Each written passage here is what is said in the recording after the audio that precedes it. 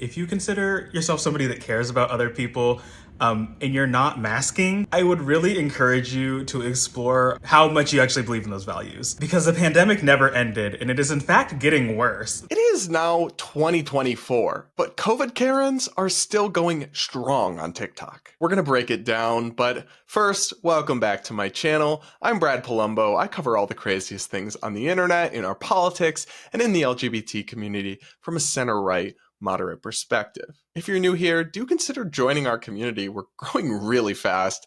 I'm so thankful to have you guys all here with me, and I can't wait to hit 100,000 subscribers. And if you get a kick out of this video, don't forget to like and comment with your thoughts. I really do want to know what people think of this TikTok we're going to break down, because it's quite something, man. Now, let's dive into the video from TikTok that shows just how out of touch some of these COVID alarmists are still all these years later. Buckle up.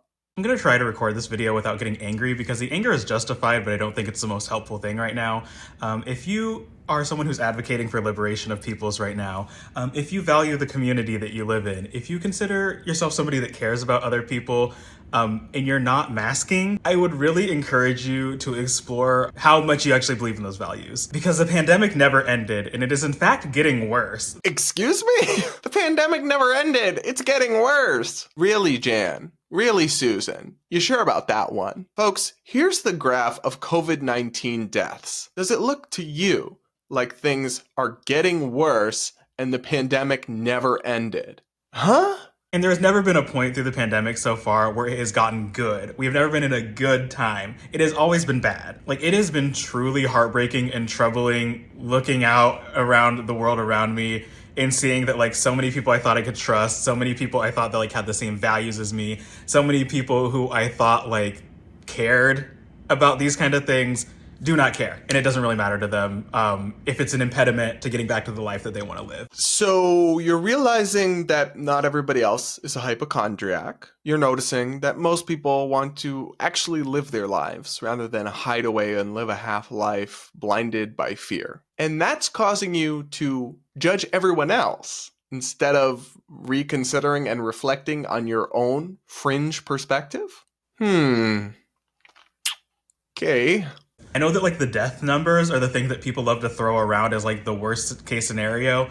And I mean, dying, yeah, is. But you can become permanently disabled in very, very detrimental ways from getting COVID. Yeah, okay, but that's incredibly, incredibly rare. And I mean, you can get a long-term disability from the flu. You could get in a car crash, it's probably more likely.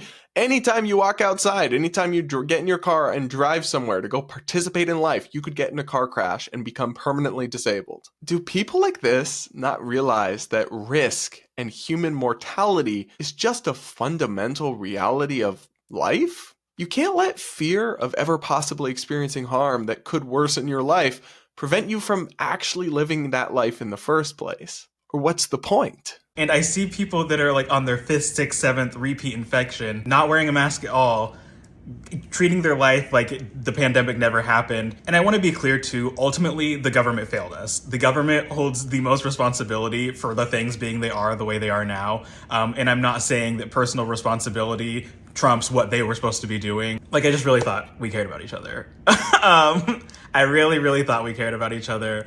And apparently not as many people care about each other as I thought they did. But thank you to the people that do. Thank you for the people that have been masking since day one. If you are someone who hasn't been masking, it is never too late to start doing it again. It is never too late to change your mind. It is never too late to change behaviors. If not for yourself, for the community around you. Nope. Not doing it, babe.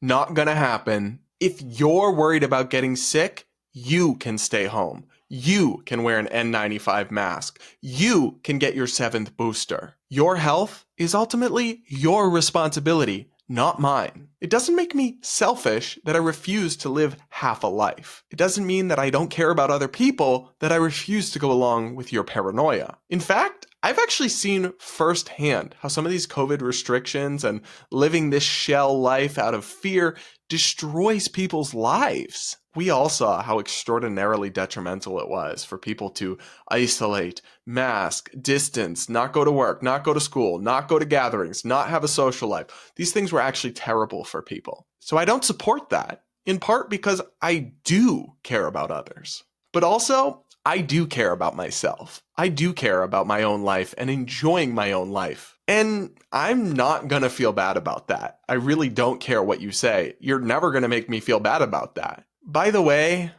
babe, masking didn't work. I understand that in a laboratory setting, some kinds of masks have been shown to have some degree of benefit. But in the real world, how things are actually carried out, masking didn't help.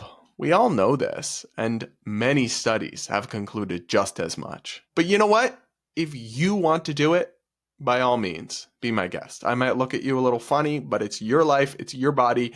Do what you want, knock yourself out. I, though, will not be putting the face diaper back on. I've seen people cite like peer pressure or getting like acne in the mask area or like them being uncomfortable to wear. And like, with all the respect in the world, that's not that bad. Compared to being permanently disabled, making someone else permanently disabled, dying, causing someone else to die, I think wearing something uncomfortable on your face for like 10 hours a day is not that bad. So if this is like a wake up moment for you and you're ready to start masking again and start taking this seriously, I will link resources below for where to get free masks. I will link other creators who are keeping up with the data. I will give you everything that you need to know. Just please use it. Please take this seriously because it's not over. This is a cult. For these people, I really do think that COVID safetyism and alarmism, it filled some kind of a void inside them and allowed them to channel their deep, intense anxiety into a cause they think is productive, even though it isn't. And honestly, part of me genuinely feels bad for these people. Unless they wake up, they're going to spend the rest of their lives living a half life in fear of something that, with maybe some rare exceptions, they really don't need to be afraid of. That's sad. But ultimately, it's their choice. It's their life. Yet I will not for 1 second, feel bad about living my life in a very different way. And I actually think it's disgraceful that influencers like this are spreading misinformation to scare millions of young people on TikTok, making them needlessly afraid of a disease that, with maybe some minor exceptions, again, is probably extremely minimal threat to them. We might not be seeing them all around us in public anymore, but COVID really did break the brains of a small slice of society. And I think we'll be watching these people unfold and spiral out on social media for years to come. I really hope I'm wrong, but I don't think I am. Alright guys, that's it for this video. Thanks for watching. If you're still here, you must have found something about this interesting or insightful, so do drop a like, do comment with your thoughts. What do you think of the people who are still in full COVID alarmism mode in 2024? And do consider subscribing. Can't wait to hit 100K. So grateful to have you all here with me. And with that, I'll see you all in my next video. But if somehow you have the patience of a saint and you're not sick of me yet, you can check out more of my content here or here.